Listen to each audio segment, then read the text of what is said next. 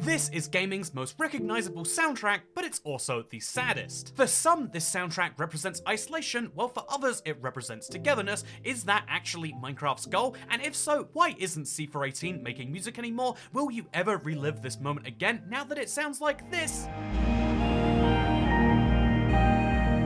Let's answer in today's quick dive. This is a brand new series for short explanations of big Minecraft topics. Subscribe if you want to know the answers to other big Minecraft questions, but we'll start with why Minecraft sounds like that. Notch gave a lot of creative freedom to early people who worked on Minecraft, which is why Steve was going to have this appearance initially.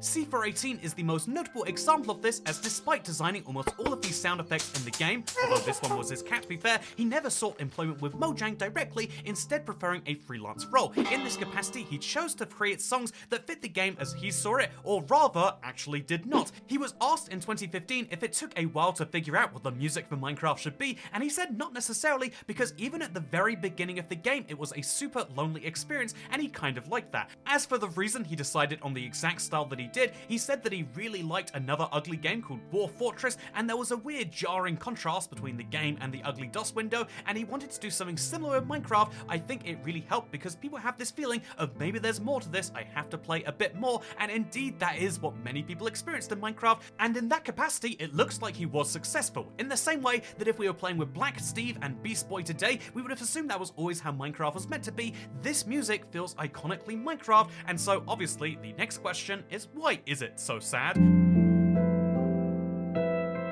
Outside of a deliberate attempt to be jarring, the answer to this one is probably more misinterpretation, because piano music does have a long-standing reputation for evoking feelings of sadness and melancholy. These aren't my words, by the way, this is actually from a music source, because I don't understand music theory, but I do understand that if you have slow melodies, this can help to reflect the slow pace of the game on your first day, which when you reflect back on, might lead you to feel some nostalgia, which people will often simplify down to being a sad feeling, although personally I love how many great memories I had in the past, and I look forward to being nostalgic about the current day, because modern Minecraft songs are a little bit more upbeat, and notably not made by C418, which raises the question.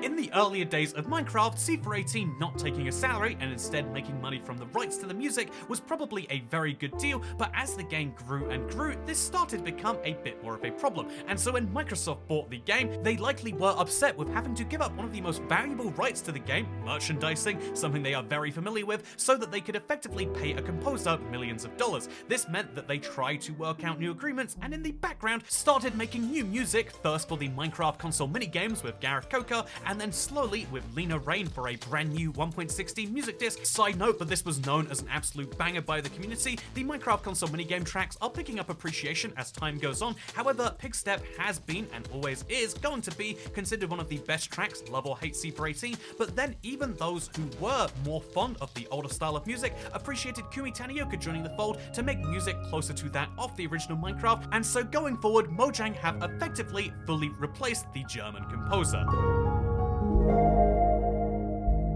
Regardless of where C418 takes his last album of Minecraft music, the imprint he left on the game is always going to be there, and despite a slight change for the minigames, ultimately Minecraft is the slow-paced, melancholy feeling game which will always be there for you, even if you have slightly different music for your next biggest accomplishment.